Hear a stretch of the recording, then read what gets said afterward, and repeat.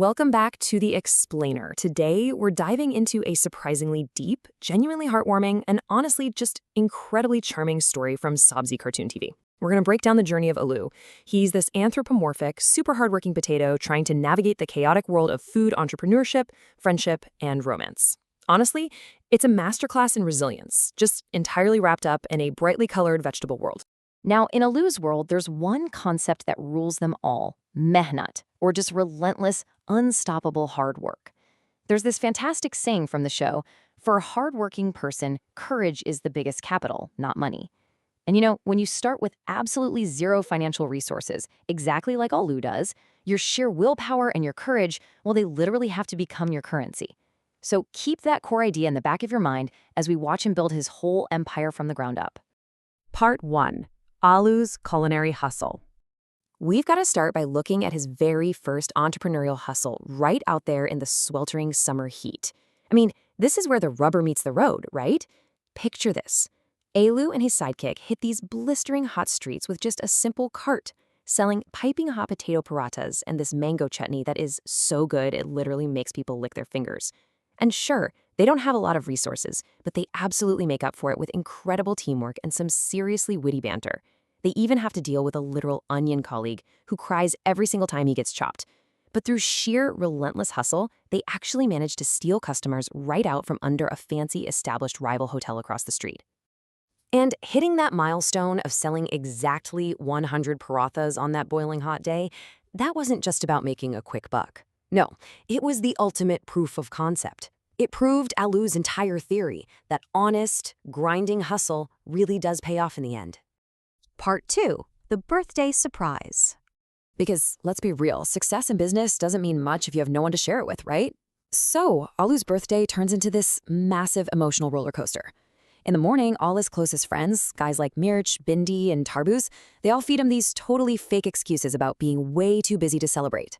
By the afternoon, we get this genuinely heartbreaking scene of Alu just sitting there, entirely alone, completely convinced he just isn't a good enough friend to anyone. But then the evening rolls around and bam! A sudden, totally overwhelming surprise party. The whole neighborhood had orchestrated this elaborate fake-out just to make the actual surprise feel that much sweeter. So the really crucial takeaway for Alul here is the realization that true wealth isn't about money at all. It's about the community that shows up to celebrate you. And okay, because they are his absolute best friends, they obviously don't just hand over normal gifts. First, they trick him with this massive papaya cleverly disguised as a present, and then they gift him a blaring alarm clock so he stops oversleeping, plus a pair of socks just to mask his smell. It's hilarious, but it really hammers home a vital lesson, True friends might prank you relentlessly, but they are never, ever going to leave you behind. Part 3. Rise of the Daba. Now, despite his earlier success with the parathas, Alu is actually still incredibly poor, literally eating dry roti for dinner. And it's exactly this struggle that pushes him into his next massive leap into the restaurant business. Building the Garib Alu Chicken Daba is honestly a masterclass in chaotic entrepreneurship. I mean, they are starting from absolute scratch. Step 1, they have to clean a shop that is so insanely dusty they joke about winning an award for sneezing. Step 2 is prepping the perfect gravy. But step 3 is where the comedy just shines. During the incredibly important quality control taste test, his sidekick accidentally eats half of their entire inventory. It's just this perfect, hilarious mix of genuine determination and utter incompetence. But hey, the flavor absolutely speaks for itself. Thanks to a glowing video review that goes viral on the internet, the daba becomes a massive overnight success. Suddenly, Alu is staring down a line of 500 incredibly hungry customers. But get this, he only has 50 plates of chicken prepared. Talk about a good problem to have. This overwhelming, unexpected demand officially cements his status as a local culinary legend. Part 4. Romance and Jealousy. Because of course, success breeds envy, right? Almost instantly, Alu is facing these relentless, crazy attacks.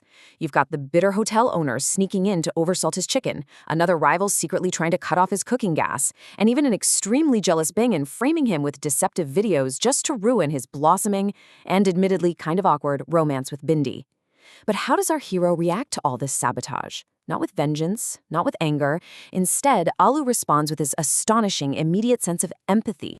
Alu's entire leadership style boils down to one simple, powerful rule. He gets a chance, not a punishment. When he catches the guy trying to ruin his food with salt, or when Bangan's whole deceptive video plot is finally exposed, Alu repeatedly chooses to forgive them. By completely refusing to hold a grudge, Alu proves his moral superiority. And, fittingly enough, it's exactly this integrity, combined with his unbelievably good food, that eventually wins him the highly coveted, most popular Chicken Daba award.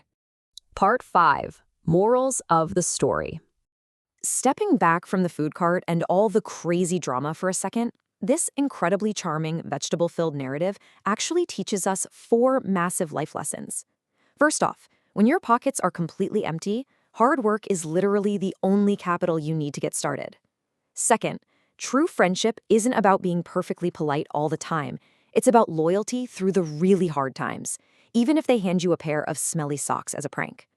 Third, showing mercy to the very people trying to tear you down, that is the ultimate display of true power. And finally, a supportive community is always going to outlast and outshine petty individual jealousy. The story just so expertly uses these fun, comedic vegetable tropes to deliver some genuinely profound lessons about entrepreneurship, empathy, and resilience. So I'm going to leave you with this final, kind of provocative thought to chew on as we wrap up today's explainer. If a humble potato can overcome poverty, completely outsmart his rivals, forgive the people who actively tried to ruin his life, and build an entire culinary empire from scratch with just a bit of courage and a whole lot of hard work, what exactly is stopping the rest of us? Thanks so much for joining me today, and keep learning.